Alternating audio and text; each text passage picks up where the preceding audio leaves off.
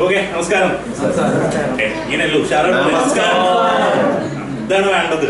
Okay, നമ്മളൊരു family പാർട്ടല്ലേ, അപ്പൊ നമ്മളെ ആക്ടിവായിട്ട് നിന്നാലേ നമുക്ക് ഇവിടെ നിൽക്കുന്ന ആൾക്കാർക്ക് അങ്ങോട്ട് ട്രാൻസ്ഫർ ചെയ്യാൻ പറ്റുള്ളൂ. ഓക്കെ, ഇത് ഈ വട്ടം ഇവിടെ വരച്ചിട്ട് പോയത് ഭയങ്കര പ്രശ്നമായി തോന്നുന്നല്ലേ? വട്ടം എന്താണെന്ന് ചോദിച്ചാൽ വട്ടത്തെ കുറിച്ചൊക്കെ നമുക്ക് പിന്നെ പറയാം. ആൽക്കഹോളിസം ഒരു രോഗമാണെന്നുള്ള തിരിച്ചറിവ് നിങ്ങൾക്ക് ഇവിടെ വന്നതിന് ശേഷം ഉണ്ടായിട്ടുണ്ടോ? ഉണ്ടായിട്ടുണ്ട്. എന്താണ് അത് രോഗമാണെന്ന് പറയാൻ കാര്യം? ആൽക്കഹോളിസം ഒരു രോഗമാണെന്ന് പറയാനുണ്ടായ കാരണം എന്താണ്?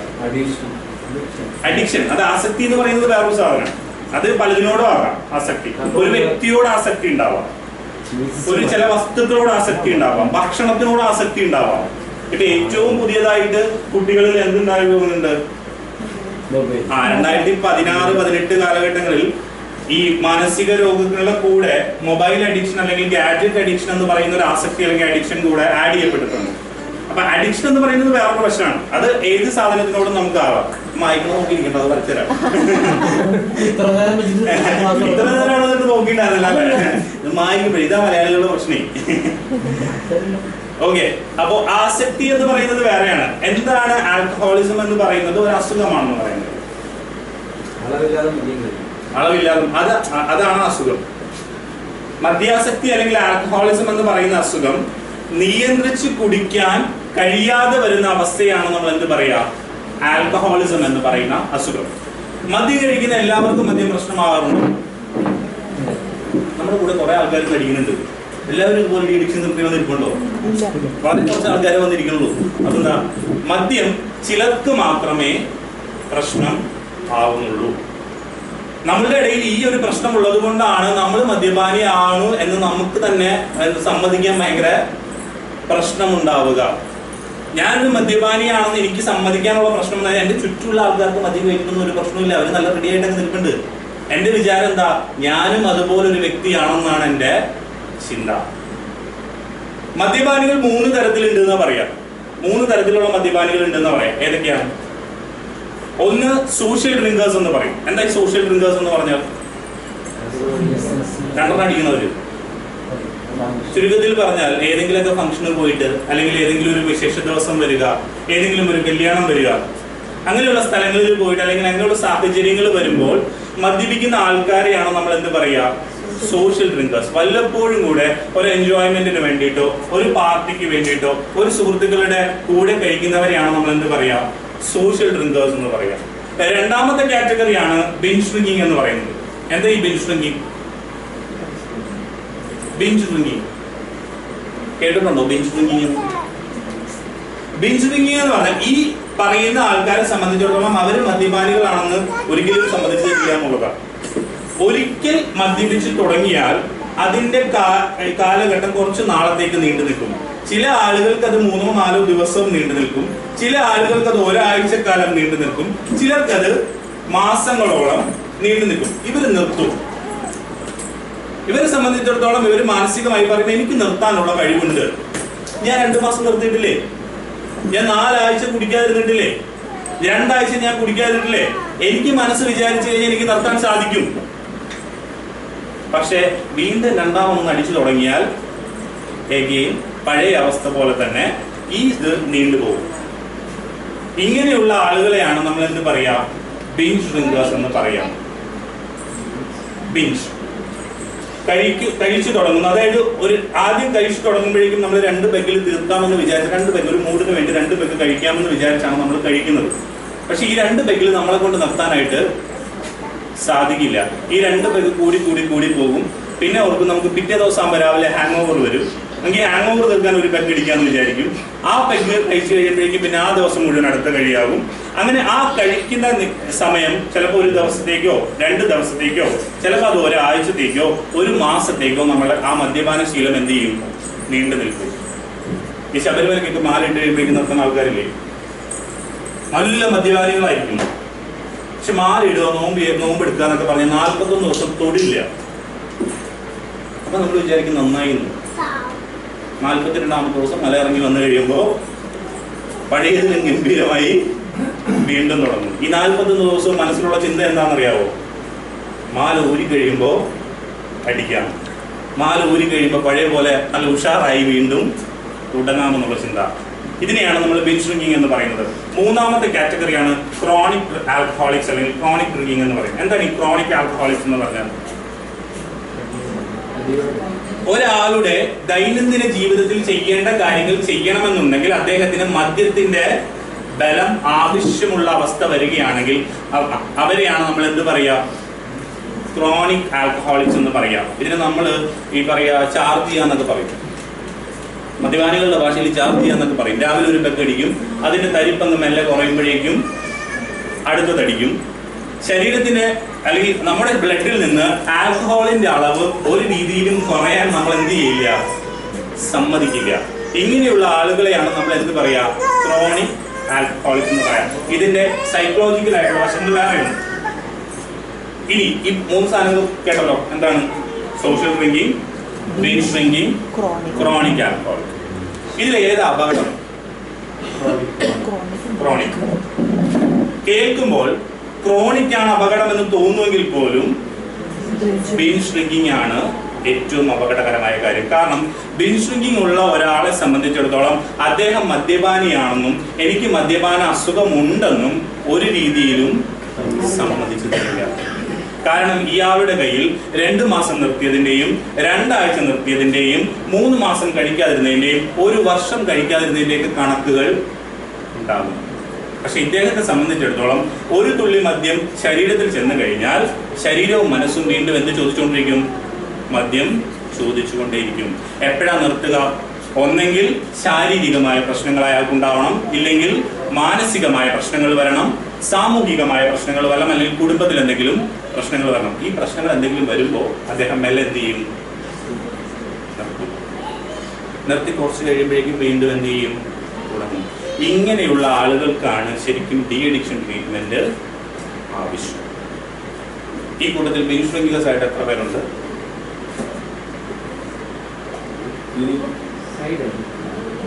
ബിഞ്ച് ഡ്രിങ്കിങ് കഴിക്കുക, കുറച്ച് നാൾ നീണ്ടു നിൽക്കുക, നിർത്തുക, വീണ്ടും കഴിക്കുക, കുറച്ച് നാൾ നീണ്ടു നിൽക്കുക, നിർത്തുക. ഈ ഇരിക്കുന്നതിൽ 98% പേരും എന്ത് കാറ്റഗറിയിൽ പെടുന്നതാ? ബിഞ്ച് ഡ്രിങ്കിങ്ങിൽ പെടുന്നതാ. അതെ, ലേഡീസ് ഒക്കെ ആൽക്കഹോളിക് ആയിട്ടുള്ള ആൾക്കാരുണ്ട്. നമ്മൾ ചുമ്മാ പറയുന്നത് 2 എവിടെയൊക്കെ ചില മുന്നേ ഒരു ക്ലൈന്റ് വന്നിട്ടുണ്ടായിരുന്നു. ഭർത്താവ് കഴിക്കുന്നത് പുറത്ത് പോയി കഴിക്കേണ്ടെന്ന് വിചാരിച്ച് എന്ത് ചെയ്തു? ഭർത്താവിന് കമ്പനി കൊടുത്തു. ചേട്ടൻ പുറത്തു പോയി കഴിക്കട്ടെ, പുറത്തു പോയി കഴിച്ചാലേ പ്രശ്നം ഉണ്ടാവുള്ളൂ. ചേട്ടൻ ഒന്നും വാങ്ങിച്ചോണ്ട് പോവാ, വീട്ടിലിരുന്ന് നമുക്ക് അടിക്കാം. കുറച്ച് കഴിഞ്ഞപ്പത്തിന് ചേച്ചി രാവിലെ കൈവറവാലൊക്കെ തുടങ്ങി. ചേട്ടന് കമ്പനി കൊടുത്തു തുടങ്ങിയതാണ്. കാരണം 68% ആൽക്കഹോളിസം എന്ന് പറയുന്ന ഒരു പാരമ്പര്യ അസുഖം. എടുത്ത് വിശ്വസിക്കാൻ പറ്റുന്നില്ല അല്ലെ? 68% ആൽക്കഹോളിസം അല്ലെങ്കിൽ നിയന്ത്രിച്ച് കുടിക്കാൻ കഴിവില്ലാത്ത അവസ്ഥ എന്ന് പറയുന്നത് എന്താണ്? പാരമ്പര്യമായിട്ടുള്ള രോഗം. കാരണം നിങ്ങളുടെ കുടുംബത്തിൽ നിങ്ങളുടെ അച്ഛനോ അമ്മയ്ക്കോ അല്ലെങ്കിൽ അച്ഛൻ്റെ കുടുംബത്തിൽ ആർക്കെങ്കിലോ അമ്മയുടെ കുടുംബത്തിൽ ആർക്കെങ്കിലോ ഭയങ്കരമായ മദ്യപിക്കുന്ന ശീലമുള്ള അല്ലെങ്കിൽ മദ്യപാന രോഗത്തിന് അടിമയായിട്ടുള്ള ഒരാളുണ്ടെങ്കിൽ ഈ മദ്യപാന അസുഖം നിങ്ങൾക്കും ഉണ്ടാവാനുള്ള ചാൻസ് എത്ര ശതമാനം? 68%. അതുകൊണ്ട് ഈ നിങ്ങൾ പുനർജനിയുടെ ഫോണിലേക്ക് വിളിച്ചിട്ടുണ്ടോ? ചേട്ടന്മാരോട് ഇതിൽ കാര്യം ചേച്ചിമാരല്ല വിളിക്കുക. ഞാൻ വെച്ചിട്ട് ഇവിടെ പുനർജനിയിൽ അഡ്മിഷൻ പോകാൻ ചോദിക്കാമല്ലോ. വിളിച്ചിട്ടുണ്ട്. എന്താ പുനർജനിയിൽ അഡ്മിഷൻ വിളിക്കുമ്പോഴേക്കും പറയാ? സ്വന്തം ഇഷ്ടപ്രകാരം വന്നാൽ മതി, അതാണ് ആദ്യം പറയാ. റിംഗ്ടോൺ എന്താ കേൾക്കുക? കൊറോണയുടെ ഡയലോഗ് മാറ്റിയോ? കൊറോണയുടെയാണോ? പ്രിയ സുഹൃത്തെ, മദ്യാസക്തി മാരകമായൊരു കുടുംബ രോഗമാണ്. എന്താണ് മദ്യാസക്തി കുടുംബ രോഗം എന്ന് പറയാൻ കാര്യം? ഓഫ് കോഴ്സ്, ഒരു മദ്യപാനി അല്ലെങ്കിൽ മദ്യപിക്കുന്ന ഒരാൾക്ക് ഉണ്ടാകുന്ന ശാരീരികവും മാനസികവുമായ പ്രശ്നങ്ങൾ ആർക്കും ഉണ്ടാവും? കൂടെ താമസിക്കുന്ന ആൾക്കാർക്കും ഉണ്ടാവാം. ഉത്കണ്ഠ രോഗങ്ങൾ. മദ്യപിക്കുന്ന ഒരാൾക്ക് എപ്പോഴും ആക്സൈറ്റി ഉണ്ടാവും, അല്ലാത്ത നെഞ്ചിരിപ്പ് ഉണ്ടാവും, എന്തെന്നറിയാത്ത ടെൻഷനായിരിക്കും. പ്രത്യേകിച്ച് കാര്യമൊന്നും ഉണ്ടാവില്ല. മദ്യപിക്കുന്ന ഒരാളെ കുറച്ച് കഴിയുമ്പോൾ മദ്യം കിട്ടിയില്ലെങ്കിൽ ഭയങ്കര ടെൻഷനാണ്. എന്തിനാ ഇയാൾ ടെൻഷൻ അടിക്കണമെന്ന് ചോദിച്ചു കഴിഞ്ഞാൽ നമുക്കറിയില്ല. ഈ ആൻസൈറ്റി ഇഷ്യൂസ്, ഈ ഉത്കണ്ഠ രോഗങ്ങൾ കൂടെ താമസിക്കുന്ന ആൾക്കാർക്ക് ഉണ്ടാവും. പുറത്തേക്ക് പോയി സാധനം തിരിച്ചു വന്നില്ലെങ്കിലുള്ള പടാപാട് എന്താണെന്നറിയാവോ? പുറത്തേക്ക് പോയി തിരിച്ചു വന്നത് ഏത് കോലത്തിലാണ്, എന്ത് പ്രശ്നം ഉണ്ടാക്കിയാണ് തിരിച്ചു വരാൻ പോകുന്നത്? ഫോൺ അടിക്കുമ്പോൾ ടെൻഷൻ, പുറത്തുനിന്ന് ഒരാൾ ചുമ്മാ കയറി വന്നാൽ മതി, ചേട്ടൻ എന്തെങ്കിലും പ്രശ്നം ഉണ്ടാക്കിയിട്ടാണോ കയറി വരുന്നത്? ഉത്കണ്ഠ ഉണ്ടാവും, ഡിപ്രഷൻ ഉണ്ടാവും, മറ്റുള്ള ആൾക്കാരോട് സംസാരിക്കാൻ മടിയുണ്ടാവും, ചില ആളുകളെ ഫേസ് ചെയ്യാൻ മടിയുണ്ടാവും, സമൂഹത്തിലേക്ക് ഇറങ്ങാൻ മടിയുണ്ടാവും, കുട്ടികളോട് സംസാരിക്കാൻ പറ്റാത്ത അവസ്ഥ, ഉണ്ടാകുന്ന ദേഷ്യം മുഴുവൻ കുട്ടികളുടെ അടുത്ത് തീർക്കും. ആൻസൈറ്റി ഇഷ്യൂസ്, ഡിപ്രഷൻ, സംശയരോഗം, ഇതൊക്കെ ആർക്കും ഉണ്ടാകും? കൂടെ താമസിക്കുന്ന കുടുംബാംഗങ്ങൾക്കും ഉണ്ടാകും. ഇതുകൊണ്ടാണ് ഇതിനെ നമ്മൾ എന്ത് പറയാ, മാരകമായൊരു കുടുംബ രോഗമാണെന്ന് പറയാം. ഇനി എങ്ങനെയാണ് ഒരാള് മദ്യപാനിയാവുന്നത് അല്ലെങ്കിൽ മദ്യാസക്തി എന്ന രോഗം വരുന്നത്? എങ്ങനെയാണ് നമ്മൾ ഈ മദ്യപിക്കുന്ന ആൾക്കാരെ കുറ്റം പറയുന്നത്? അല്ലെ, എല്ലാവരും കുറ്റമല്ലേ പറയുന്നു? അല്ലെ, മദ്യപിക്കുന്ന ആൾക്കാരെ അവന്റെ അഹങ്കാരം കൊണ്ടാവും കഴിക്കുന്നത്. എല്ലാവരും കഴിക്കുന്ന പോലെ 2 അടിച്ചിട്ട് മാറിന്നാൽ മതിയല്ലോ, അങ്ങനെയാണെങ്കിൽ ഒരു കുഴപ്പമില്ലല്ലോ. ഇവന്റെ അഹങ്കാരം, ഇവന് കാശുള്ളതിന്റെ അഹങ്കാരമാണ്, ഇവന്റെ വളർത്തു ദോഷം കൊണ്ടാണ് ഇവൻ കഴിക്കുന്നത്, ഇവൻ ആരെയും കൂസലില്ലാത്തത് കൊണ്ടാണ് ഇവൻ കഴിക്കുന്നത്, ഇവന് സമൂഹത്തോടും കുടുംബത്തോടും ഒരു ഉത്തരവാദിത്തം ഇല്ലാത്തത് കൊണ്ടാണ് കഴിക്കുന്നത്. ഇങ്ങനെ ഒരുപാട് കാര്യങ്ങൾ നമ്മൾ ഇവരുടെ മേലിൽ ഇങ്ങനെ ചാർത്തി കൊടുക്കുന്നുണ്ട്. പക്ഷേ ഇതൊരു രോഗാവസ്ഥയാണെന്ന് കൂടെയുള്ളവർ കൂടെ തിരിച്ചറിയണം. എന്തുകൊണ്ടാണ് അവർ മദ്യപിച്ചു പോകുന്നത്? പലരും, ഇവിടെ ഇരിക്കുന്ന പലരും നിർത്താൻ ശ്രമിച്ചിട്ട് പരാജയപ്പെട്ടവരാണ്, അല്ലെ? പലരും നോക്കിയിട്ടില്ലേ നിർത്താൻ വേണ്ടിയിട്ട്? ഈ മദ്യപാനം നിർത്താൻ വേണ്ടി ഒരുപാട് പേര് ശ്രമിച്ചിട്ടുണ്ട്, നിർത്താൻ കഴിയാത്തവരാ. നിങ്ങളുടെ സമ്മർദ്ദങ്ങൾ കൊണ്ടും നിങ്ങളോടുള്ള സ്നേഹമൊക്കെ കൊണ്ട്, കുടുംബത്തോടുള്ള സ്നേഹം കൊണ്ടിട്ട് ചിലപ്പോൾ നിർത്താൻ ശ്രമിച്ചിട്ടുണ്ട്. നിർത്താൻ ശ്രമിച്ചിട്ടും അവർക്കത് നിർത്താൻ സാധിച്ചില്ല എന്നുണ്ടെങ്കിൽ അവർക്ക് എന്തുള്ളത് കൊണ്ടാണ്? മദ്യാസക്തി അല്ലെങ്കിൽ ആൽക്കഹോളിസം എന്നുള്ള രോഗം അവരുടെ ഉള്ളിൽ കിടക്കുന്നത് കൊണ്ടാണ്. ഇത് എന്ത് തരം രോഗം? ഒരു ചാക്രിക രോഗമാണെന്ന് പറയാം. ഞാൻ സർക്കിളിലേക്ക് വരാം. മദ്യാസക്തി എന്ന് പറയുന്നത് ഒരു സർക്കുലർ ഡിസീസ് അല്ലെങ്കിൽ ചാക്രിക രോഗമാണെന്ന് പറയാം. ചാക്രിക രോഗം എന്നാൽ എന്താ? ഒരു രോഗാവസ്ഥയിൽ കടന്നു കഴിഞ്ഞാൽ ആ രോഗാവസ്ഥയിൽ തന്നെ കിടന്ന് കറങ്ങി കളിക്കുന്നതിനാണ് നമ്മൾ എന്ത് പറയാ? ചാക്രിക രോഗം എന്ന് പറയുന്നത്. മദ്യം നമ്മുടെ ശരീരത്തിൽ ആദ്യം വരുന്നത് എവിടെയാണ്? ലിവറിലോ? രക്തത്തിലാണോ? മൈൻഡിലാണോ? മേടിക്കാൻ പോകുന്നതിന് മദ്യം നമ്മുടെ ശരീരത്തിൽ ആദ്യം വരുന്ന എവിടെയാ? വായിലോ? പിന്നെ കുടിക്കുമ്പോ വായിലല്ലേ ആരും പറഞ്ഞു? കേട്ടോ, നേരെ നന്നാക്കി നോക്കിയാണോ? അങ്ങനെയൊന്നും അല്ല കഴിക്കണം. കഴിക്കണതൊക്കെ ഒരു നാക്കുണ്ട്. എനിക്ക് കുറ്റം പറയാൻ പോലെ കഴിക്കണൊക്കെ നോക്കിയിരിക്കണം. ചുമ്മാ ഇത് കഴിച്ചിട്ട് വരുന്നത് പറ്റില്ല. നാളെ കാര്യം മൂസായി പറഞ്ഞാലേ കണ്ടിട്ടുള്ളൂ. മദ്യം ശരീരത്തിൽ ആദ്യം വരുന്ന എവിടെയാ? ആരോ ഇത്തരം ഒരാൾ പറഞ്ഞിട്ടുണ്ട്. നമ്മുടെ ചിന്തകളിലാ മദ്യം ആദ്യം വരിക. ഈ ബ്രെയിൻ എന്ന് പറയുന്നത് എവിടെ? നമ്മുടെ മനസ്സ് എവിടെ ഇരിക്കണം? മനസ്സ് എവിടെ ഇരിക്കണം? ബ്രെയിനിലാണോ? അവിടെയാണ്. മനസ്സിൽ ദേവിച്ച് നിന്റെ മനസ്സിൽ തൊട്ട് പറയാൻ പറഞ്ഞു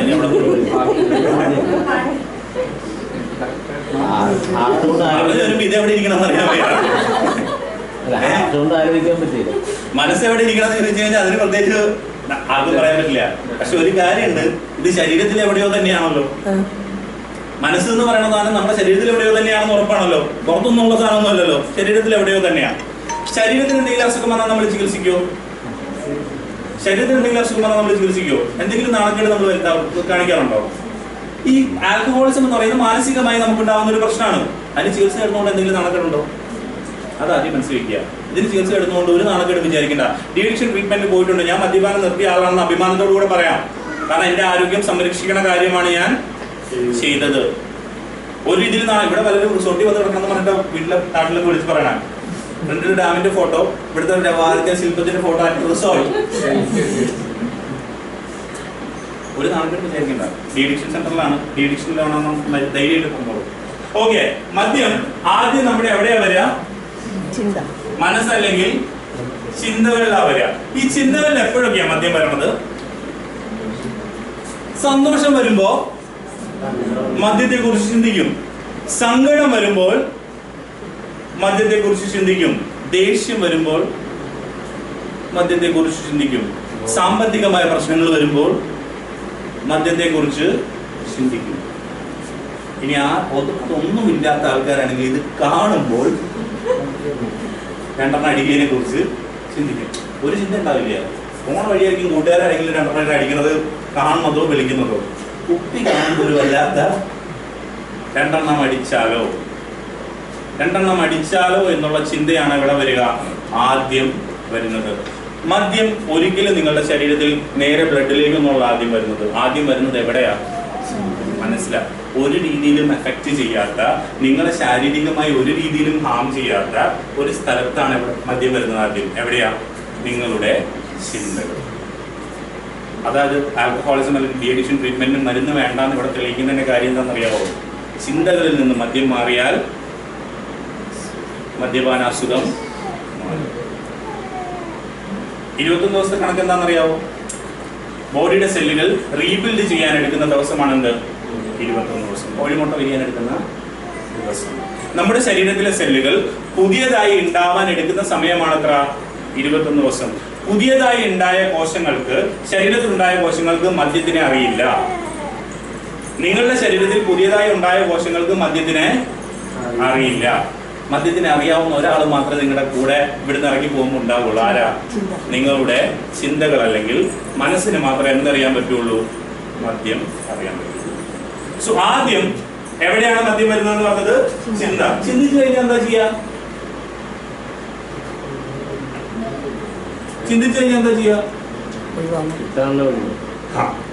അങ്ങനെയാവുമോ? മദ്യം എന്നുള്ള ചിന്ത മനസ്സിൽ വന്നു കഴിഞ്ഞാൽ എന്താ അടുത്ത് ചെയ്യാ? എങ്ങനെ ഒരെണ്ണം ഒപ്പിക്കാം. അതിന് ബിവറേജിൽ പോയി ക്യൂ നിൽക്കണോ? ഒരു നാളുമില്ല. എത്ര വെയിലത്ത് വേണമെങ്കിലും ഞങ്ങൾ പോയി നിൽക്കും. ബ്ലാക്കിൽ എവിടെയൊക്കെ കിട്ടുന്നുണ്ടെന്നുള്ള കാര്യം നമുക്ക് കറക്റ്റായിട്ട് അറിയാം. ബ്ലാക്കിൽ ഒപ്പിക്കും. പാതിരാത്രി വണ്ടി എടുത്ത് പോയി ബാറ് കുത്തി തുറക്കും. പണം കയ്യിൽ പൈസ ഇല്ല, കടം ചോദിച്ച് മേടിക്കും. ഭാര്യയുടെ താലി പണയം വെച്ച് മദ്യം മേടിക്കും. ചിന്തകൾ അമിതമായ മദ്യത്തിന്റെ കടന്നുവരവ് ഉണ്ടെങ്കിൽ നമ്മൾ ഈ എല്ലാ വഴികളിലൂടെയും നമ്മൾ എന്ത് ചെയ്യും? മദ്യം വാങ്ങിക്കും. നിങ്ങളൊന്ന് ആലോചിച്ച് നോക്കൂ. മദ്യത്തെ കുറിച്ച് നിങ്ങൾ 2-3 ഫ്രണ്ട്സിന്റെ അടുത്ത് സംസാരിച്ചുകൊണ്ടിരിക്കുക. പെട്ടെന്ന് മദ്യത്തെ കുറിച്ചുള്ള ചിന്ത വന്നു. 2 വാങ്ങിച്ചാലോ 2 കഴിച്ചാലോ? ആ ഒരു ചിന്ത വന്നു കഴിഞ്ഞാൽ പിന്നെ പിടിച്ചിരിക്കാൻ പറ്റില്ല. അങ്ങനെ കഴിച്ചാലോ എന്നുള്ള ചോദ്യം അവൻ ചോദിച്ചില്ലായിരുന്നെങ്കിൽ ചിലപ്പോൾ നമ്മൾ വീട്ടിൽ പോയാണ്. 2 അടിച്ചാലോ എന്നുള്ള ചോദ്യം വരുമ്പോഴേക്കും നമ്മൾ സ്വാഭാവികമായിട്ട് നമുക്ക് അടുത്ത രീതി എന്താ? എങ്ങനെയെങ്കിലും ഇത് വാങ്ങിക്കണം, അല്ലെങ്കിൽ എങ്ങനെയെങ്കിലും ഇത് കയ്യിൽ കൊണ്ടുവരണം. ആദ്യം രണ്ടാമത് എന്താ ചെയ്യാ? മദ്യം വാങ്ങും അല്ലെങ്കിൽ സംഘടിപ്പിക്കും. അതേ ഇതിലാണ്. ഒന്നെങ്കിൽ വാങ്ങും, അല്ലെങ്കിൽ അടുത്ത ഫ്രണ്ടിന്റെ അടുത്ത് ചോദിച്ചാണേലും സാധനം ബ്ലാക്കിലാണേലും എത്തിക്കും. പലരും ഓട്ടോക്കാരൊക്കെയാണ്. ഇപ്പൊ ഹോം ഡെലിവറി ഒക്കെ ഉണ്ട് എല്ലായിടത്തും. വിളിച്ചു പറയുമ്പോഴേക്കും വീട്ടിന്റെ മതിലിന്റെ മേലിൽ കൂടെയൊക്കെ സാധനം വന്ന് തെങ്ങിൻ ചുവട്ടിലൊക്കെ വീഴും. കറക്റ്റായിട്ടുള്ള സ്ഥലങ്ങളൊക്കെ ഉണ്ട്, ഇടേണ്ട സ്ഥലങ്ങളുണ്ട്. തെങ്ങിൻ ചുവട്, ഗേറ്റിന്റെ ഇപ്പറേ. മൂത്രമൊഴിക്കാനെന്ന് പറയുന്ന പോലെ ചേട്ടന്മാര് പോകും, സാധനം എടുത്ത് കയറ്റി വയ്ക്കും, തിരിച്ചു വരും, ഒളിപ്പിച്ച് വെക്കേണ്ട സ്ഥലത്ത് വയ്ക്കും. വീട്ടിൽ പ്രശ്നമുള്ളവരുടെ കാര്യം അല്ലാന്നുണ്ടെങ്കിൽ പബ്ലിക്കായിട്ട് എടുത്തുകൊണ്ടുവന്ന് കഴിക്കുന്നതുകൊണ്ട് പ്രശ്നമൊന്നുമില്ല. മദ്യം വാങ്ങിക്കും. മദ്യം വാങ്ങിച്ചാൽ എന്താ ചെയ്യാം? അലമാരി വെച്ച് കൂട്ടുള്ളൂ. അങ്ങനെ ആരെങ്കിലും അലമാരി വെച്ച് കൂട്ടുന്നു. ഒരെണ്ണം വാങ്ങിക്കൊണ്ടു വന്നിട്ടുണ്ടെങ്കിൽ ഞാൻ അതിനകത്ത് ഒരെണ്ണമെങ്കിലും അടിക്കണം അല്ലേ? വാങ്ങിച്ചുകൊണ്ടൊന്ന് വെക്കാറുണ്ടോ ആരെങ്കിലും? അതിനകത്ത് ഒരെണ്ണം കുറിച്ചടിക്കില്ലേ? വാങ്ങിക്കഴിഞ്ഞാൽ തീർച്ചയായിട്ടും മദ്യം കഴിക്കും. മദ്യം കഴിച്ചു തുടങ്ങുമ്പോൾ ഒരു മദ്യപാനിയും അല്ലെങ്കിൽ മദ്യപിക്കുന്ന ഒരാളും ആ കുപ്പി മുഴുവൻ തീർക്കാമെന്ന് ഉദ്ദേശിച്ചതല്ല എന്ത് ചെയ്യുന്നത്? മദ്യപിക്കുന്നത്. ചെറിയൊരു മൂഡ് കിട്ടണം, ചെറിയൊരു തരിപ്പ് കിട്ടണം എന്നുള്ള രീതിയിൽ 2 എണ്ണം അടിക്കാം എന്നുള്ള ചിന്തയിലാണ് നമ്മൾ എന്ത് ചെയ്യുക? മദ്യപിച്ച് തുടങ്ങുന്നത്. എല്ലാ മദ്യപാനികളും ഈ സോഷ്യൽ ഡ്രിങ്കേഴ്സ് അല്ലെങ്കിൽ ആൽക്കഹോളിസം എന്ന് പറയുന്ന രോഗമില്ലാത്തവരെ സംബന്ധിച്ചിടത്തോളം ഈ 2 എണ്ണം അടിച്ചു നിർത്താൻ പറ്റും. പക്ഷെ ആൽക്കഹോളിസം എന്ന് പറയുന്ന രോഗമുള്ള ഒരാളെ സംബന്ധിച്ചിടത്തോളം 2 എണ്ണത്തിൽ നിർത്താൻ അദ്ദേഹത്തെ കൊണ്ട് സാധിക്കില്ല. കാരണം ആൽക്കഹോളിസം എന്ന് പറയുന്ന രോഗമുള്ള ഒരാളെ സംബന്ധിച്ചിടത്തോളം ഒരു തുള്ളി മദ്യം അദ്ദേഹത്തിന്റെ ശരീരത്തിൽ കയറിയാൽ മതി, ശരീരവും മനസ്സും വീണ്ടും വീണ്ടും എന്ത് ചോദിച്ചുകൊണ്ടിരിക്കും? മദ്യം ചോദിച്ചുകൊണ്ടേയിരിക്കും. മദ്യം നമ്മുടെ ശരീരത്തിൽ ആദ്യം ചെയ്യുന്നത് എന്താണെന്നറിയോ? തലച്ചോറിൽ നിന്ന് ഡോപ്പമൈൻ എന്ന് പറയുന്ന ഒരു സാധനം പ്രകടിപ്പിക്കും. എന്താ ഡോപ്പമൈൻ? ഈ ഡോപ്പമൈൻ എന്ന് പറഞ്ഞാൽ എന്താണെന്നറിയോ? സന്തോഷം തരുന്ന സാധനമാണെന്ത്? ഡോപ്പമൈൻ. നമ്മുടെ ശരീരത്തിൽ സന്തോഷം അനുഭവപ്പെടുത്തുന്ന ഒരു സാധനമാണെന്ത്? ഡോപ്പമൈൻ. നമ്മുടെ ശരീരത്തിന് ആവശ്യത്തിൽ കൂടുതൽ ഡോപ്പമൈൻ മദ്യം കൊടുത്തുകൊണ്ടിരിക്കും. മദ്യപിക്കുന്ന ഒരാളുടെ ബ്രെയിൻ നമുക്ക് ആവശ്യമുള്ളതിനേക്കാൾ കൂടുതൽ ഡോപ്പമൈൻ എന്ത് ചെയ്തുകൊണ്ടിരിക്കും? പുറത്തേക്ക് വിട്ടുകൊണ്ടിരിക്കും. നമുക്ക് ഭയങ്കരമായ സന്തോഷമായിരിക്കും. ആ സമയത്താണ് വീട്ടിലുള്ള ചെറിയ ചെറിയ സന്തോഷങ്ങളൊന്നും നമുക്ക് ആസ്വദിക്കാനായിട്ട് എന്ത് പറ്റില്ല. കാരണം വീട്ടിലുള്ള ചെറിയ സന്തോഷങ്ങൾ, നമുക്ക് ചുറ്റുമുണ്ടാകുന്ന മറ്റ് സന്തോഷങ്ങൾ, ഇതൊന്നും നമുക്ക് കാണാൻ സാധിക്കില്ല. കാരണം ഈ ഭയങ്കര ഒരു DJ പാട്ട് നോക്കിക്കൊണ്ടിരിക്കുക. DJ പാട്ട് എന്ന് പറഞ്ഞാൽ നല്ല അടിപൊളി എന്താ പറയുക, ബാസൊക്കെയുള്ള സൗണ്ടിലുള്ള പാട്ടിട്ടുകൊണ്ടിരിക്കുക. നമ്മൾ അതിലിങ്ങനെ അർമാദിച്ച് തുള്ളിക്കൊണ്ടിരിക്കുക. അപ്പോൾ ആരെങ്കിലും ആ പാട്ട് മാറ്റിയിട്ട് സൈഡിലൊരു മെലഡി ഇട്ട് തന്നാലോ നമുക്കത് ആസ്വദിക്കാൻ പറ്റുമോ? അല്ലാത്തൊരു സമയത്ത് മെലഡി കേട്ടാൽ നമുക്ക് ആസ്വദിക്കാറുണ്ടല്ലോ. ആ സമയത്ത് നമുക്ക് മെലഡി കേട്ടാൽ ആസ്വദിക്കാൻ പറ്റുമോ? ഇല്ല. ഇതേ അവസ്ഥയാണ് മദ്യപിക്കുന്ന ഒരാളെ സംബന്ധിച്ചിടത്തോളം. മദ്യപിക്കുന്ന സമയത്ത് ഇദ്ദേഹത്തിന്റെ തലച്ചോറിൽ നിന്നും അളവിൽ കൂടുതൽ എന്ത് പ്രവഹിച്ചുകൊണ്ടിരിക്കും? ഡോപ്പമൈൻ പ്രവഹിച്ചുകൊണ്ടിരിക്കും. ആ സമയത്ത് ഇദ്ദേഹത്തിന്റെ കുടുംബത്തിലുള്ള സന്തോഷങ്ങളോ മറ്റു സന്തോഷങ്ങളോ ഒന്നും സന്തോഷമായിട്ട് തോന്നുന്നില്ല. കഴിച്ചു തുടങ്ങി കഴിയുമ്പോഴേക്കും പിന്നെ ഉണ്ടാകുന്ന ഒരു സാധനമാണ് അളവ് കൂടുക എന്നുള്ളത്. അളവ് കൂടുക. കഴിച്ചു തുടങ്ങിയപ്പോൾ ഒന്ന് ആലോചിച്ച് നോക്കിയാൽ, നിങ്ങൾ ആദ്യം മദ്യപിച്ച സമയത്ത് 2 പെഗ് 3 പെഗിലൊക്കെ ഓഫ് ആകുമായിരുന്നു. ഫസ്റ്റ് കഴിച്ച കാര്യമാണോ? ഫസ്റ്റ് കഴിച്ചത്. ഇപ്പൊ ഈ അടുത്തൊന്നുമല്ല, ആദ്യം. അത് ചിലർക്ക് 15-ാമത്തെ വയസ്സിലായിരിക്കാം, ചിലർക്ക് അത് 8-ാമത്തെ വയസ്സിലായിരിക്കാം, ചിലർക്ക് അത് 21-ാമത്തെ വയസ്സിലായിരിക്കാം. എത്ര വയസ്സിലേക്ക് ആയിക്കോട്ടെ, ആദ്യം കഴിച്ചപ്പോൾ 2 പെഗിലൊക്കെ നിങ്ങൾക്ക് ഓഫ് ആകുമായിരുന്നു. 2 പെഗിൽ നിങ്ങൾക്ക് ഉദ്ദേശിക്കുന്ന ഹൈപ്പ് കിട്ടുമായിരുന്നു. മെല്ലെ മെല്ലെ 2 പെഗ് ഒന്നും ഇല്ലാതായി. 2 പെഗ് കഴിച്ചാൽ ഒന്നും ആവാത്ത അവസ്ഥ വന്നു. 2 3 4 5 അവസാനം ലിറ്റർ കഴിച്ചാലും ടയർ പോലെ നിൽക്കുന്ന അവസ്ഥയിലേക്ക് വന്നു. കൂടെ ഇരിക്കുന്ന ആൾക്കാർ ടാങ്ക് എന്നൊക്കെ പേര് പറയാൻ തുടങ്ങി, കപ്പാസിറ്റി കൂടിയെന്ന് പറയാൻ തുടങ്ങി. നമ്മളത് ഭയങ്കര അഭിമാനമായി എടുക്കാനും തുടങ്ങി. അളവ് കൂടുന്നത് എപ്പോൾ തൊട്ടാണെന്നറിയോ? ഒന്ന്, നിങ്ങളുടെ ഞാൻ എന്ന ഭാവം ഉണരുന്നത് തൊട്ടാ. ഒരു ഈഗോ ഉള്ളിൽ ഉണരാൻ തുടങ്ങും. കൂടെ ഇരിക്കുന്ന സുഹൃത്തുക്കളെല്ലാം 3 പെഗ് കഴിക്കുന്നു, എന്നെ കൊണ്ട് 2 കഴിക്കാൻ പറ്റുന്നുള്ളൂ, എങ്ങനെയെങ്കിലും 3 കൂടെ അടിക്കണം. ഈ ചിന്തയാണ് മദ്യപിച്ച് തുടങ്ങുന്ന ഒരാളിൽ ആദ്യം വരിക. എങ്ങനെയെങ്കിലും അവരോടൊപ്പം കഴിക്കണം. അളവ് മെല്ലെ മെല്ലെ പല കാര്യങ്ങൾ കൊണ്ട് ടെൻഷൻ അടിച്ചു നിൽക്കുന്ന സമയത്ത് 2 കഴിച്ചാലും ഒന്നും ആവാത്ത അവസ്ഥ. 2 കഴിച്ച് കുറച്ച് നാൾ 2 കഴിച്ച് കഴിയുമ്പോഴേക്കും കിട്ടുന്നൊരു ഹൈപ്പും കിട്ടുന്നൊരു എനർജിയും കിട്ടുന്നൊരു സന്തോഷമൊന്നും 2 കിട്ടില്ല. ശരീരത്തിലുണ്ടാകുന്ന ഒരു എഫക്റ്റ് കിട്ടില്ല. അപ്പൊ നമ്മൾ എന്തോർക്കും? 1 കൂടെ അടിച്ചാൽ ശരിയാവും. ആ 1 കൂടെ അടിച്ചാൽ ശരിയാവോ? ഇല്ല.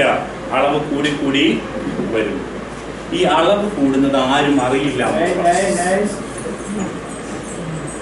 അളവ് കൂടുന്നത് ആരും അറിയില്ല. നിങ്ങളൊന്ന് ആലോചിച്ച് നോക്കിയേ, മദ്യപിച്ച് തുടങ്ങിയപ്പോൾ എത്ര പെഗ്ഗാണോ കഴിച്ചത് അത് മാത്രമേ നമുക്ക് ഓർമ്മ ഉണ്ടാവുള്ളൂ. ഇപ്പൊ വന്നിരിക്കുന്ന ആളോടും ഈ ഒരു തിരിച്ചറിവിലൊക്കെ വന്ന അല്ലാത്തൊരു മദ്യപിക്കുന്ന ഒരാളോട്, നല്ല ഫിറ്റായി നിൽക്കുന്ന ആളോട് ചോദിച്ചാൽ നിങ്ങൾ 8 കഴിച്ചെന്ന് ചോദിച്ചു കഴിഞ്ഞാൽ 2 കൂടിപ്പോയാ 3 ഞാൻ കഴിച്ചിട്ടുള്ളൂ. 1 ലിറ്റർ കഴിച്ചെന്ന് പറയൂ? അറിയില്ല. കാരണം അദ്ദേഹത്തിന്റെ ഓർമ്മയിൽ ഈ 2 കഴിച്ചതിന്റെ അളവ് മാത്രമേ. അളവ് കൂടുന്നത് ഒരു മദ്യപാനിയും അറിയില്ല. അത് വളരെ കുറെ യാത്ര ചെയ്തതിനു ശേഷം ആ ഒരു സ്റ്റേജിൽ കുറെ അങ്ങ് ആയതിനു ശേഷം മാത്രമേ ഈ അളവ് കൂടി എന്നുള്ള സ്വയം ഒരു തിരിച്ചറിവ് വന്നു തുടങ്ങുള്ളൂ. കാരണം കൂടെ നിൽക്കുന്ന ആൾക്കാർ ഇതിനെ എൻകറേജ് ചെയ്തുകൊണ്ടിരിക്കും, അളവ് കൂടുന്നതിനെ പ്രോത്സാഹിപ്പിച്ചുകൊണ്ടിരിക്കും. ടാങ്ക് നിന്നും കപ്പാസിറ്റി കൂടിയെന്നും നിനക്ക് ആരോഗ്യമുള്ളത് കൊണ്ടാണ് ഇത്രയും മദ്യം നിങ്ങൾക്ക് ബോഡിയിൽ താങ്ങാൻ പറ്റുന്നത് നമുക്ക് നിങ്ങളോട് പറഞ്ഞുകൊണ്ടിരിക്കും. പക്ഷെ നിങ്ങളുടെ ആരോഗ്യം ഉള്ളത് കൊണ്ടല്ല, ആരോഗ്യം പോകുന്നത് കൊണ്ടാണ് മദ്യം നിങ്ങളുടെ ശരീരത്തിനുള്ളിൽ അത്രയും എഫക്റ്റ് ചെയ്യാതിരിക്കുന്നത്. അളവ് കൂടിയതിനു ശേഷം എന്തുണ്ടാവും? അളവ് കൂടി മദ്യപിച്ച് കഴിഞ്ഞാൽ എന്താവും? അളവ് കൂടി മദ്യപിച്ച് കഴിഞ്ഞാൽ എന്താവും? ആര് പറഞ്ഞു?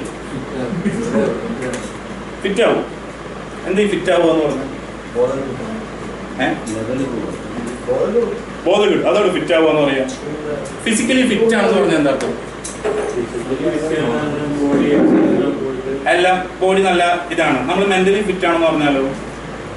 മാനസികമായി നമ്മൾ ആരോഗ്യവാനാണ്. ഫിസിക്കലി ഫിറ്റ് ആണെന്ന് പറഞ്ഞാൽ എന്താ? ശാരീരികമായി നമ്മൾ ആരോഗ്യവാനാണ്. മദ്യം ഓവറായി കഴിഞ്ഞാൽ നമ്മൾ എന്താ പറയുക? ഫിറ്റാണ്.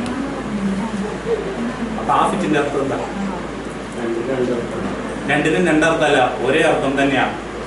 ഫിറ്റ് ആവുക എന്ന് പറഞ്ഞാൽ നിങ്ങളുടെ മനസ്സ് അല്ലെങ്കിൽ നിങ്ങളുടെ ബ്രെയിൻ നിങ്ങളോട് പറയും നിങ്ങൾ ശാരീരികവും മാനസികവുമായി ആരോഗ്യവാനാണ്.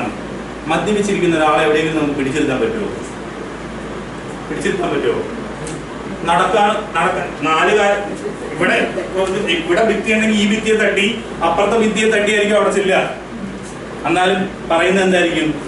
ഞാൻ നടന്നോളാം. ആ സമയത്ത് ആരെങ്കിലും തല്ലണോ? ഇപ്പൊ പോയി തല്ല. വണ്ടി എടുക്കണോ? വണ്ടി ഓടിച്ച് ഹിമാലയത്തിൽ പോകണം. ഞങ്ങൾ പോകാൻ റെഡിയാണ്. കാരണം ഞങ്ങളുടെ മനസ്സ് ഞങ്ങളോട് പറഞ്ഞുകൊണ്ടിരിക്കുന്നത് എന്താ? നിങ്ങൾ ഫിസിക്കലി ഫിറ്റാണ്, നിങ്ങൾക്ക് ഒരു പ്രശ്നമില്ല, ആരോഗ്യപരമായി നിങ്ങൾ ഫിറ്റാണ്, നിങ്ങൾക്ക് നടക്കാൻ പറ്റും, നിങ്ങൾക്ക് ഓടാൻ പറ്റും, വണ്ടി ഓടിക്കാൻ പറ്റും.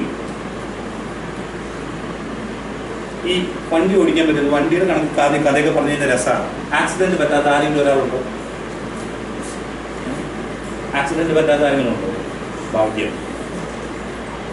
പ്രാർത്ഥന എന്നും കൂടെ ഉണ്ടാവുക ആരോടൊക്കെ. പലരും വീട്ടിലെത്തുന്നത് വണ്ടിക്ക് വഴിയറിയാവുന്നത് കൊണ്ടാണ്. പലരും വീട്ടിലെത്തുന്നത് വണ്ടിക്ക് വഴിയറിയാവുന്നത് കൊണ്ടാണ്. മദ്യപിച്ച് വണ്ടി ഓടിച്ച് മദ്യപിക്കുന്ന ഒരാളെ സംബന്ധിച്ചിടത്തോളം എപ്പോഴെങ്കിലും വണ്ടിയിൽ നിന്ന് മുന്നോട്ടുണ്ടാകുന്ന ആക്സിഡന്റ് ഉണ്ടാക്കി. ആക്സിഡൻസ് എന്ന് പറയുന്നത് വളരെ സാധാരണമായിട്ടുള്ളൊരു കാര്യം ആരെ സംബന്ധിച്ചിടത്തോളം?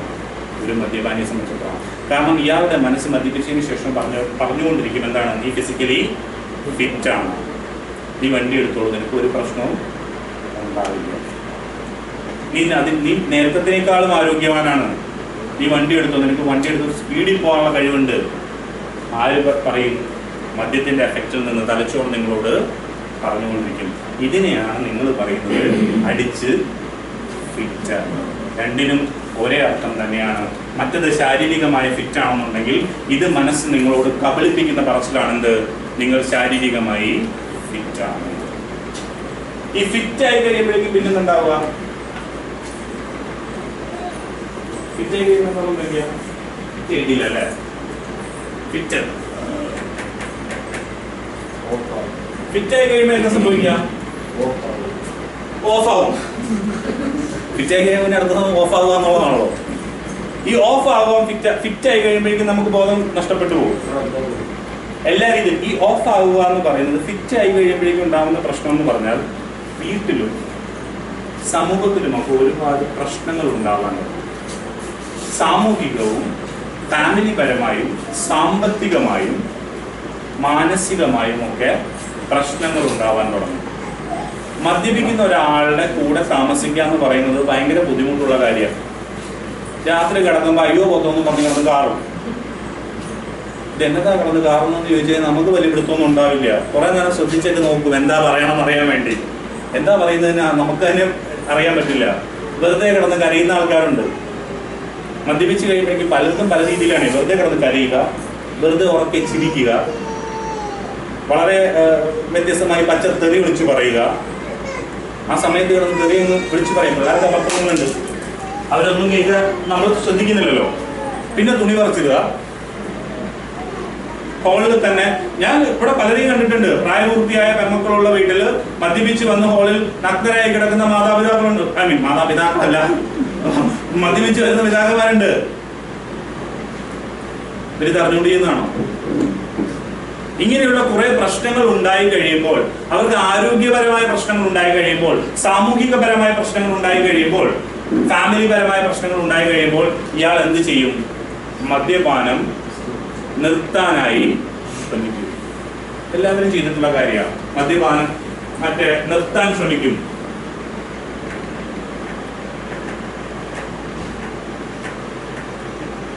മദ്യപാനം നിർത്താൻ ശ്രമിക്കുമ്പോൾ നല്ല രസകരമായ പരിപാടിയാണ് മദ്യപാനം നിർത്താൻ ശ്രമിക്കുക എന്ന് പറയുന്നത്. വീട്ടിൽ അന്നത്തെ ദിവസം പിള്ളേരെ പിറ്റേ ദിവസം രാവിലെ എണീറ്റിട്ട് നമ്മൾ സങ്കടപ്പെട്ട് ഭയങ്കര കുറ്റബോധമൊക്കെ ആയിരിക്കും. രാവിലെ എണീറ്റ് കട്ടിലിന്മേൽ ഇരിപ്പുണ്ട്, കലയിൽ താഴ്ത്തി വെച്ച് ആരെയും ഫേസ് ചെയ്യാനുള്ള ബുദ്ധിമുട്ട് കാരണം പുറത്തേക്ക് ഇറങ്ങാൻ പറ്റില്ല. കാരണം ഇത് ഈ ബ്ലാക്ക് ഔട്ട് എന്ന് പറയുന്ന ഒരു സാധനമുണ്ട് മദ്യപിച്ച് കഴിയുമ്പോൾ. എന്ത് ബ്ലാക്ക് ഔട്ട് എന്ന് പറഞ്ഞാൽ ഓർമ്മയില്ലാത്ത അവസ്ഥ. തലേ ദിവസം എന്താ പറഞ്ഞാൽ നമുക്ക് ഓർമ്മ ഉണ്ടാവില്ലല്ലോ. എങ്ങനെ ഇപ്പോൾ പുറത്തേക്ക് ഇറങ്ങണം, എന്തൊക്കെയാണ് ഇന്നലെ കാണിച്ചു കൂട്ടിയെന്ന് വല്ല ബോധം ഉണ്ടാവുമോ? ആ ഒരവസ്ഥയിൽ വല്ലാത്തൊരവസ്ഥ വന്നു കഴിയുമ്പോൾ കുറ്റബോധത്തോടെ ഇരിക്കുന്ന ഒരവസ്ഥ ഉണ്ടാവും. ഈ കുറ്റബോധത്തോടെ ഇരിക്കുന്ന അവസ്ഥയിൽ വീട്ടിലുള്ള ആരെങ്കിലുമൊക്കെ വരും, നമ്മൾ കരഞ്ഞു പിടിച്ച് മാപ്പ് പറയും, ഇനി ഒരിക്കലും മദ്യപിക്കില്ല, നീയാണ് സത്യം. ആദ്യത്തെ സാധനം തലയിൽ നല്ല മുക്കി പിടിച്ച് സത്യം ചെയ്യും. മക്കളുണ്ടെങ്കിൽ പിന്നെ പറയുക വേണ്ട, രണ്ടെണ്ണത്തിനെ വിളിക്കും, രണ്ടെണ്ണം ഉണ്ടെങ്കിൽ രണ്ടെണ്ണത്തിനെ വിളിക്കും, നിർത്തി മക്കളാണ് സത്യം. ഇനി ഞാൻ മദ്യപിക്കില്ല, ഞാൻ ഇനി ചാച്ചൻ മദ്യപിക്കുന്നില്ല, അച്ഛൻ ഇനി മദ്യപിക്കില്ല കേട്ടോ, മക്കളെ സങ്കടപ്പെടുമെന്ന് വേണ്ടെങ്കിൽ ഞാൻ മദ്യപിക്കില്ല. പിള്ളേർക്കത് പിന്നെ ശീലമായിപ്പോയി. പിന്നെ അച്ഛൻ 2 ദിവസം കുടിച്ച് കഴിയുമ്പോൾ തലയും കൊണ്ട് പിന്നെ ചെല്ലും, വെച്ചോ ഇത് ശീലമായതാണല്ലോ, വെച്ചോ. ഈ സത്യം എപ്പോഴെങ്കിലും പാലിച്ചിട്ടുണ്ടോ? ഈ സത്യയിടലും കേട്ടിട്ടില്ല എല്ലാവരും? സത്യയിടൽ കേൾക്കാൻ കാര്യങ്ങളുണ്ട്. ആരും സത്യയിടാത്തവരുണ്ടോ? ഉണ്ടെന്ന് ഒരുപാട് സത്യയിട്ടവരാണ് വീട്ടിരിക്കുന്നത്. പക്ഷെ ഇവരെ സംബന്ധിച്ചിടത്തോളം അന്നത്തെ ദിവസം പുറത്തേക്ക് പോയിട്ട് വൈകുന്നേരം വരുമ്പോഴും എന്തായിരിക്കും അവസ്ഥ? കഴിച്ചിട്ട് തന്നെയായിരിക്കും വരുന്നത്. നിർത്താൻ ശ്രമിക്കുകയും പരാജയപ്പെടുകയും ചെയ്യുന്നതാണ് മദ്യപാന രോഗമുണ്ട് എന്നതിന്റെ ആദ്യത്തെ ലക്ഷണം. നിങ്ങൾ നിർത്തണമെന്ന് അതിയായ ആഗ്രഹം ഉണ്ടായിട്ടും നിങ്ങൾ നിർത്താൻ ശ്രമിച്ചിട്ടും അത് നിർത്താൻ സാധിക്കാതെ വരുന്നതാണ് ഈ അസുഖത്തിന്റെ ആദ്യത്തെ ലക്ഷണം. നിർത്താൻ സാധിക്കില്ല. നിർത്താൻ സാധിക്കാത്തത് എന്താണെന്നറിയാവോ? എന്തുകൊണ്ട് നിർത്താൻ സാധിക്കാത്തത്? വിഡ്രോവൽ സിംറ്റംസ് അഥവാ പിന്മാറ്റ ലക്ഷണങ്ങൾ വരും. എന്താ വിഡ്രോവൽ സിംറ്റംസ് അഥവാ പിന്മാറ്റ ലക്ഷണങ്ങൾ? സ്ഥിരമായി മദ്യപിക്കുന്ന ഒരാൾ മദ്യപിക്കുന്നത് നിർത്തുമ്പോൾ ശരീരവും മനസ്സും അദ്ദേഹത്തെ കൊണ്ട് വീണ്ടും മദ്യപിപ്പിക്കാൻ ചെയ്യുന്ന കാര്യങ്ങളെയാണ് നമ്മൾ എന്ത് പറയാ? വിഡ്രോവൽ സിംറ്റംസ് അഥവാ പിന്മാറ്റ ലക്ഷണങ്ങൾ. പിന്മാറ്റ ലക്ഷണങ്ങൾ 2 രീതിയിലുണ്ട്. ഒന്ന് ശാരീരികമായ ലക്ഷണങ്ങളുമുണ്ട്, മാനസികമായ ലക്ഷണങ്ങളുമുണ്ട്. എന്താണ് ശാരീരികമായ ലക്ഷണങ്ങൾ? കൈവിറവൽ ഉണ്ടാവും. 2 ഭയങ്കരമായ തലവേദന ഉണ്ടാവും. 3 ഛർദിലുണ്ടാവും. 4 വേർക്കും.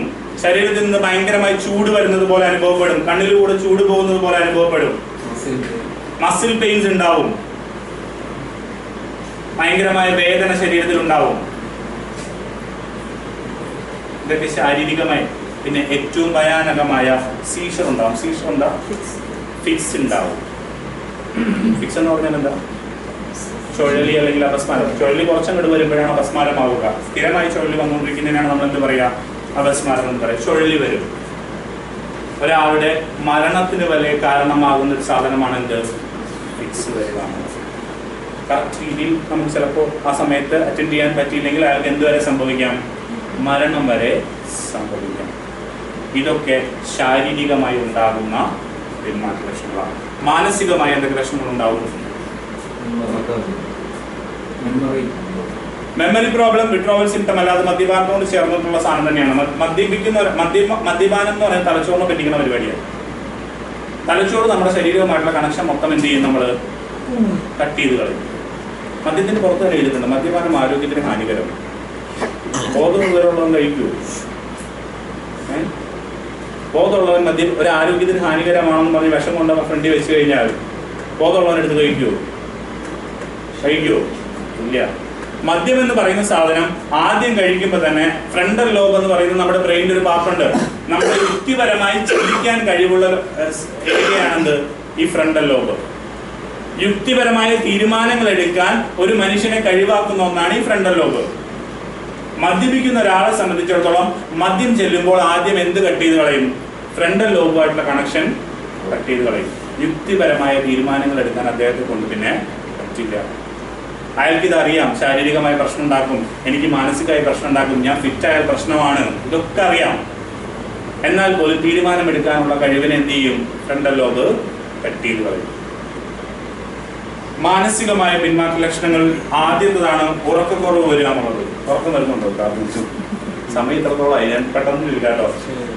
ഉറക്കക്കുറവ് വരിക എന്നുള്ളത്, ഉറക്കമില്ലാതെ വരും. ഇവിടെ വന്നിട്ട് 2-3 ദിവസമൊക്കെ ഉറങ്ങാണ്ടിരിക്കുന്ന ആൾക്കാരുണ്ടാവും. നല്ലോണം കഴിച്ചിട്ടൊക്കെ ഇവിടെ വന്നു കഴിഞ്ഞ് കഴിക്കാണ്ട് വന്നപ്പോഴത്തേക്കും 3-4 ദിവസത്തോളം ഉറക്കത്തിന്റെ പ്രശ്നമുള്ളവർ ഉണ്ടാവും. എണ്ണയൊക്കെ തടവി ഉറക്കിയവരുണ്ടോ? അവിടെ എണ്ണയൊക്കെ തലയിൽ തേച്ച് ഉറക്കിയവരുണ്ടോ? ഇവിടെ എണ്ണയൊക്കെ തരാറ്, അതിനൊന്നും മാറ്റം വന്നിട്ടില്ലല്ലോ അല്ലേ? 3 ദിവസം എടുത്തു ഉറങ്ങാൻ. കിട്ടിയിട്ടില്ല. അത് ഉറങ്ങിയോണ്ടല്ല തരാൻ. ഞാൻ കിടന്ന് ഉറങ്ങണമെന്നും തരില്ലോ. അത് വരും കുറച്ച് കേട്ടെ. പെട്ടെന്ന് തന്നെ സാധനമൊന്നുമല്ല. ഇന്ന് തരാൻ നാളെ ഇന്ന് ഞാൻ വന്നോ തരാൻ. ചില കാര്യങ്ങളൊക്കെ വേണ്ട. ഈ ഉറക്കത്തിന്റെ പ്രശ്നം വരും ഒന്ന്. രണ്ടാമത് ഈ പറയുന്നത് പോലെ ലൈംഗികമായ പ്രശ്നങ്ങൾ വരും. പലർക്കും ഒരു ചിന്തയുണ്ടാവും, മദ്യപിച്ച് എനിക്ക് ഭയങ്കരമായിട്ട് പെർഫോം ചെയ്യാൻ പറ്റും. ആ ഒരു ചിന്തയിൽ വീണ്ടും മദ്യപിക്കും. പക്ഷെ മദ്യം എന്ന് പറയുന്ന സാധനം ലൈംഗികമായ ചിന്തകളെ ഉണർത്തുകയും ലൈംഗികമായ ശേഷിയെ കുറയ്ക്കുകയും ചെയ്യുന്നതാണ്. നമ്മുടെ ഉള്ളിൽ ഭയങ്കരമായിട്ട് ചിന്തകൾ കൂട്ടിക്കൊണ്ടിരിക്കും, പക്ഷെ നമ്മുടെ ശേഷി എന്ത് ചെയ്തുകൊണ്ടിരിക്കും? കുറച്ചുകൊണ്ടിരിക്കുന്ന ഒരു സാധനമാണ് മദ്യം. ഈ ഒരു കാര്യം രണ്ടാമത്തത്. മൂന്നാമത്തത് ഡെലൂഷൻസ് അല്ലെങ്കിൽ ഹാലൂസിനേഷൻസ് ഉണ്ടാവും. എന്താ ഡെലൂഷൻസും ഹാലൂസിനേഷൻസും? ഡെലൂഷൻ എന്ന് പറഞ്ഞാൽ ഫാൾസ് ബിലീഫ്സ് അല്ലെങ്കിൽ ഇല്ലാത്തതുണ്ട് എന്നുള്ള തോന്നൽ. ആരോ പുറകിൽ നിന്ന് വന്ന് ആക്രമിക്കാൻ വരുന്നത് പോലെ തോന്നുക, ആരോ ശരീരത്തിൽ തോണ്ടി എന്ന് തോന്നുക. രണ്ടുപേര് സംസാരിക്കുമ്പോൾ എന്നെ കുറിച്ചാണ് സംസാരിക്കുന്ന തോന്നലുണ്ടാവുക. സ്ഥിരമായി മദ്യപിക്കുന്ന ഒരാൾ പെട്ടെന്ന് മദ്യപാനം നിർത്തിയാൽ ഇത്തരത്തിലുള്ള തോന്നലുകൾ ഉണ്ടാവും. ആരോ പുറകിൽ നിന്ന് അടിക്കാൻ വരുന്നുണ്ട്, ആരോ എന്നെ കൊല്ലാൻ ശ്രമിക്കുന്നുണ്ട്. ഇതിനെയാണ് ഡെലൂഷൻസ് എന്ന് പറയാം. ഹലൂസിനേഷൻസ് എന്ന് പറഞ്ഞാൽ കേൾക്കാത്തത് കേൾക്കുകയും ഇല്ലാത്തത് കാണുകയും ചെയ്യുന്ന അവസ്ഥ. പ്രേതം, ഭൂതം, ഇതുപോലെ പേടിപ്പെട്ട് ഈ മദ്യപിക്കുന്ന ആൾക്കാർ 2 സാധനങ്ങളാണ് മെയിനായിട്ട് കാണുക. അതെന്താണെന്ന് എനിക്ക് ശരിക്കും പറഞ്ഞാൽ റിസർച്ച് ആക്കേണ്ടതാണ്. ആർക്കെങ്കിലും ആ ടോപ്പിക് എടുക്കുക. കാരണം മദ്യപിക്കുന്ന ആൾക്കാർ 2 സാധനത്തിനെ കാണുന്നു. ഒന്ന് പാമ്പ്, 2 ആന. ആന ഓടിക്കും, പാമ്പ് ഓടിക്കും. ഈ 2 സാധനമാണ് മെയിൻലി കുറെ ആൾക്കാരിൽ കണ്ടേക്കുന്നത്. പിന്നെ പേടിപ്പെടുത്തുന്ന കുറെ രൂപങ്ങൾ വരും, ഭയങ്കരമായ ഭയാനകമായ രൂപങ്ങൾ. ഇത് എങ്ങനെ ഡിസ്ക്രൈബ് ചെയ്യണമെന്ന് അറിയാൻ വയ്യ. അവിടുന്ന് ഇവിടുന്ന് വരും. ഇതെല്ലാം വന്നുകൊണ്ടിരിക്കും. 2 അടിച്ചു കഴിഞ്ഞാൽ നോർമൽ. 2 അടിച്ചു കഴിയുമ്പോൾ ഇവരൊക്കെ പോയി. സൗണ്ട് കേൾക്കും, ഇല്ലാത്ത സൗണ്ട് കേട്ടോണ്ടിരിക്കും. പാട്ട് കേൾക്കും. ഒന്ന് ആലോചിച്ച് നോക്കും, നിങ്ങൾ എല്ലാവരും കൂടിയിരിക്കും. ഇവിടെ പാട്ട് കേൾക്കുന്ന ഒരു ഗ്രൂപ്പും കേൾക്കില്ല. നടുക്കിരിക്കുന്ന ഒരാൾ മാത്രം നല്ല ഹൈ ബാസിൽ പാട്ട് കേട്ടോണ്ടിരിക്കുക, തലയെ കാട്ടിക്കൊണ്ടിരിക്കുക. സൈഡിൽ നോക്കുമ്പോൾ ആർക്കും ഒരു വികാരവും ഇല്ല. ഇവൻ സൈഡിൽ ചോദിച്ചു, കേൾക്കുന്നുണ്ടോ? നിങ്ങൾ കേൾക്കുന്നുണ്ടോ? അപ്പൊ ഇവനെ സംബന്ധിച്ചിടത്തോളം, ഇയാളെ സംബന്ധിച്ചിടത്തോളം ഇയാൾക്ക് എന്തോ മാനസിക പ്രശ്നമാണെന്നുള്ള തോന്നൽ വരും. പോയി 2 അടിക്കും.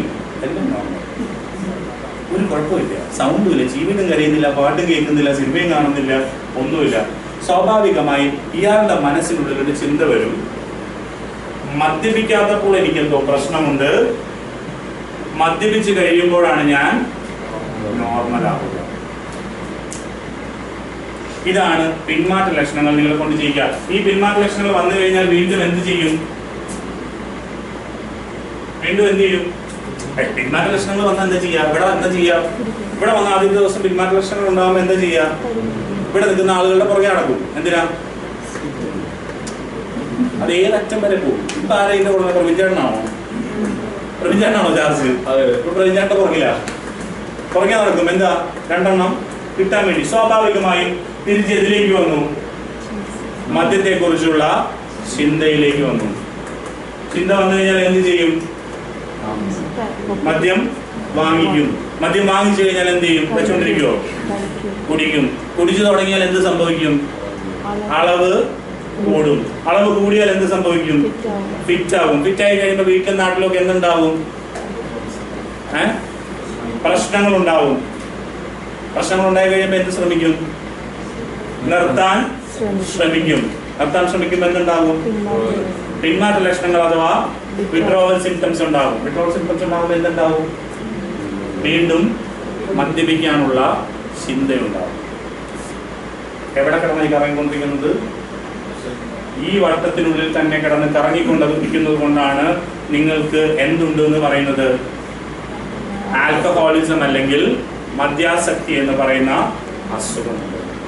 ഞാൻ ഈ പറഞ്ഞത് കൂടെ വന്നിരിക്കുന്നവർക്ക് മനസ്സിലാക്കാൻ വേണ്ടിയിട്ടാണ്. ഇവരുടെ അഹങ്കാരം കൊണ്ടോ ഇവരുടെ തൻ്റെ ഇടം കൊണ്ടോ ഇവരുടെ ഈഗോയിസ്റ്റിക് നേച്ചർ കൊണ്ടോ ഒന്നുമല്ല ഈ ഒരു ഇതിലേക്ക് വരുന്നത്. ഇവർ ഈ സൈക്കിളിൽ പെട്ടുപോകുന്നത് കൊണ്ടാണ് ഇവർക്ക് എന്ത് സംഭവിക്കുന്നത്? ആൽക്കഹോളിസം എന്ന് പറയുന്ന രോഗത്തിനുള്ളിൽ കിടന്ന് കറങ്ങുന്നത്. തൃശ്ശൂർ റൗണ്ട് കണ്ടിട്ടുണ്ടോ? തൃശ്ശൂരുകാരെങ്കിലുണ്ടോ? ഒരാളെ ഉള്ളൂ. തൃശ്ശൂർ റൗണ്ട് എത്ര കിലോമീറ്റർ ഉണ്ടായെന്നാ പറയാ? 3.5 3.5 ചേട്ടാ, 260 260 ഡയണ്ടെന്നാ പറയാ. ഏറ്റവും വലിയ റൗണ്ടാനെയാ.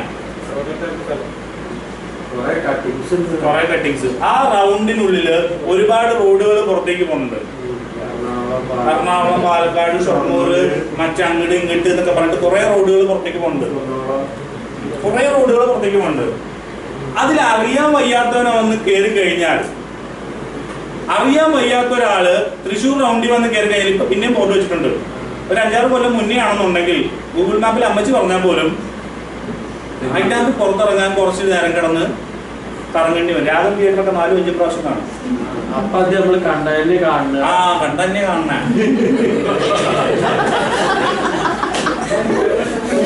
ഇത് തന്നെ പറ്റണ.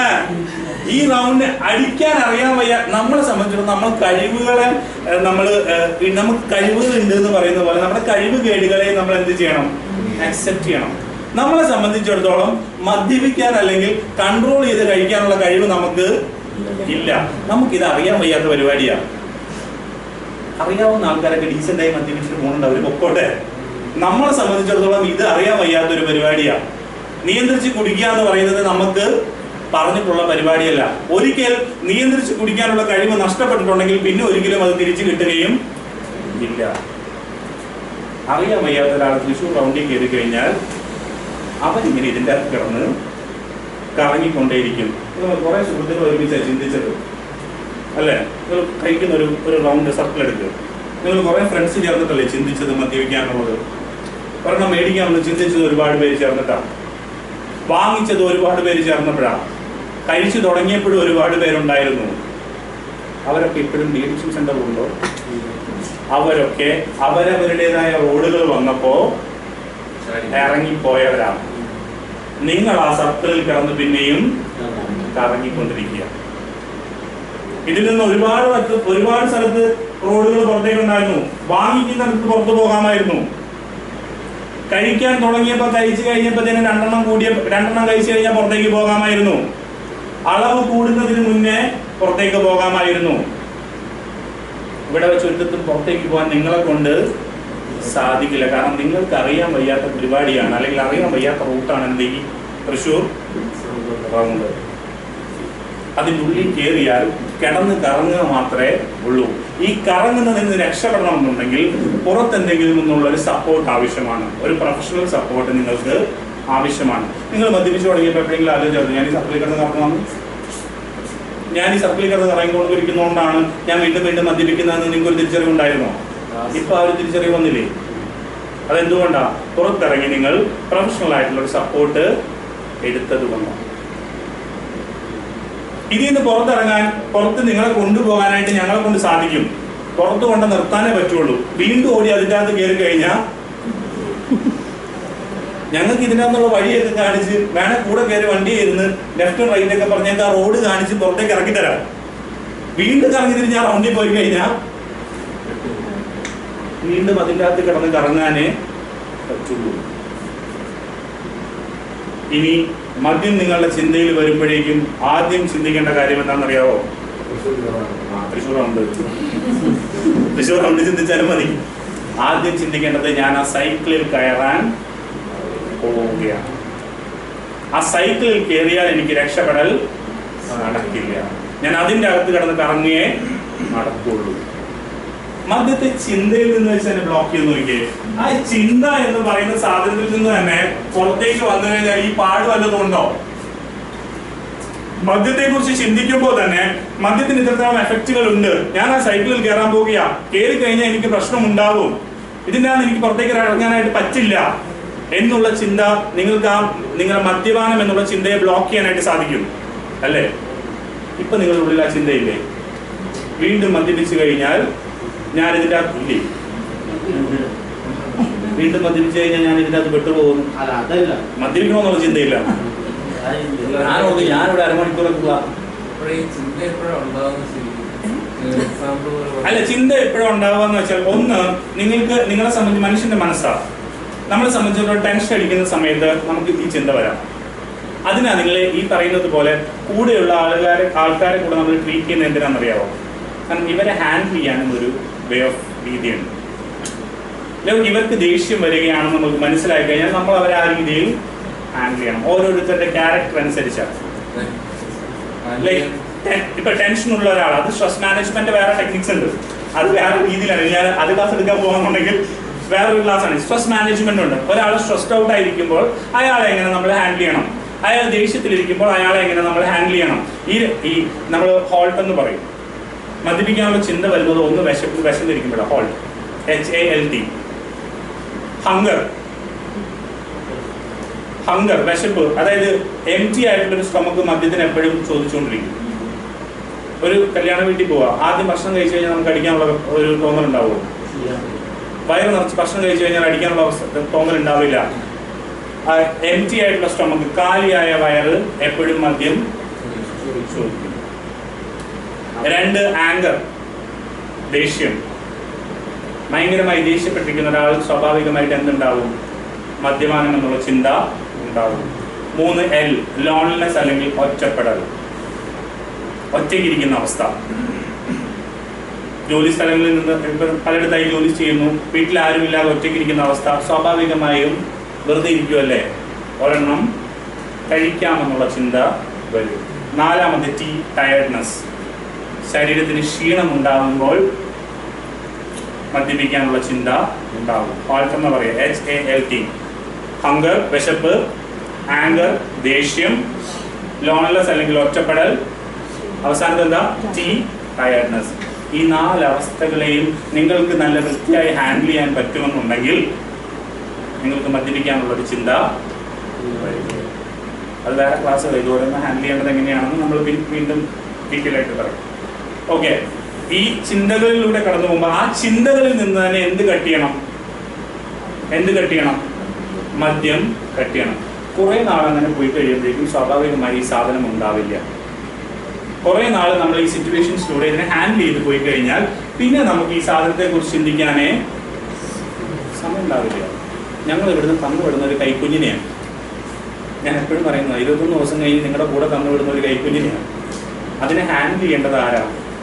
കൂടെയുള്ള ആളുകൾ. ഒരു 6-7 മാസമെങ്കിലും നല്ല രീതിയിൽ ഇതുപോലുള്ള സിറ്റുവേഷൻസ് ഉണ്ടാവാതിരിക്കാനായിട്ട് നമ്മൾ ശ്രമിക്കണം. മനസ്സിലായോ? അതിനാണ് നിങ്ങൾ ബൈസ്റ്റാൻഡേഴ്സ് വേണമെന്ന് നമ്മളിവിടെ നിർബന്ധം പറയുന്നത്. അപ്പോൾ ഇനി അങ്ങനെ ഒരു ചിന്ത ഉണ്ടാവാതിരിക്കട്ടെ. മദ്യപിക്കാൻ എടുക്കുമ്പോൾ അല്ലെങ്കിൽ മദ്യത്തെക്കുറിച്ച് ഒരു ചിന്ത വരുമ്പോഴേക്കും ഈ സർക്കിൾ മനസ്സിൽ ഓർമ്മ വരട്ടെ. ഞാൻ ഈ സർക്കിളിൽ കയറാൻ പോവുകയാണ്, എനിക്കിത് കയറിയാൽ അപകടമാണെന്നുള്ള ചിന്ത, മദ്യത്തെക്കുറിച്ചൊരു ചിന്ത മനസ്സിൽ വരുമ്പോഴേക്കും ഏതും ചിന്തയിൽ വരണം? ഈ സർക്കിളും ചിന്തയിൽ വരണം. തൃശ്ശൂർ റൗണ്ട് ഓർത്താലും മതി.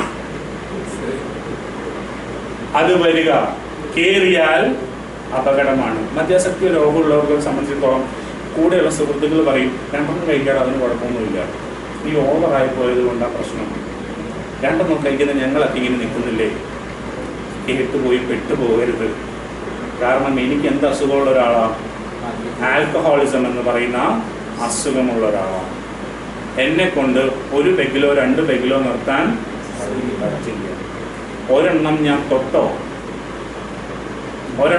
തൊട്ടോ ഞാൻ അതിൻ്റെ അറ്റം കണ്ടേ ഉള്ളൂ. ബാക്കിയുള്ളവരെല്ലാം ആ സർക്കിളിൽ നിന്ന് ഇറങ്ങിപ്പോയാലും ഞാൻ ആ ചിന്ത മനസ്സിനെ പറഞ്ഞുറപ്പിക്കുക. എനിക്ക് മദ്യപിക്കാനുള്ള കഴിവില്ല എന്ന് മനസ്സിനെ പറഞ്ഞ് പഠിപ്പിക്കുക. മദ്യം എന്നേക്കാൾ ബലവാനാണ്. ഈ ഒരു ഇത് നിങ്ങളുടെ മനസ്സിലിങ്ങനെ ഉരുവിക്കൊണ്ടിരിക്കുക കേട്ടോ. ജസ്റ്റ് ഒന്ന് കണ്ണു അടച്ചോ, സ്ട്രൈറ്റ് ആയിട്ടിരിക്കുക.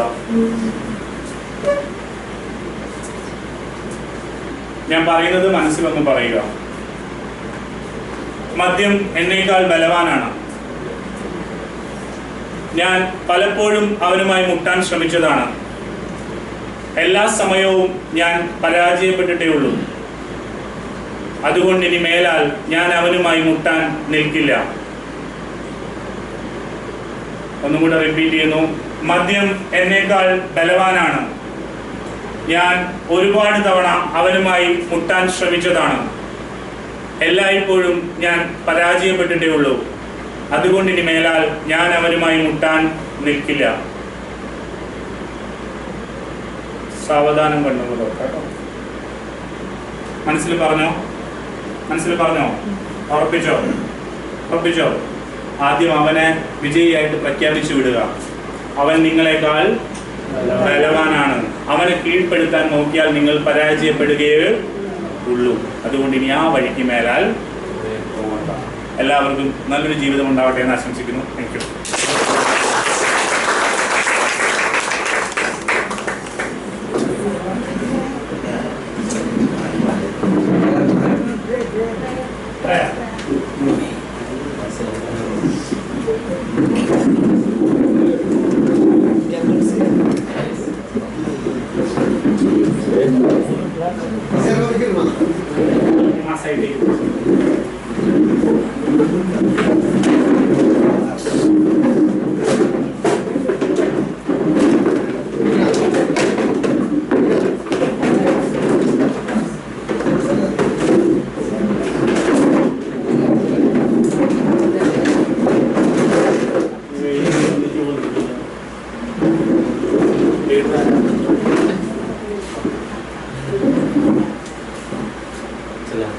ദൈവമേ മാറ്റാൻ പറ്റാത്തവയെ സ്വീകരിക്കാനുള്ള പ്രശാന്ത മനസ്ഥിതിയും മാറ്റാൻ പറ്റുന്നവയെ മാറ്റുവാനുള്ള ധൈര്യവും ഇവയെ തമ്മിൽ വേർതിരിച്ച് അറിയാനുള്ള വിവേകവും ഞങ്ങൾക്ക് നൽകണമേ.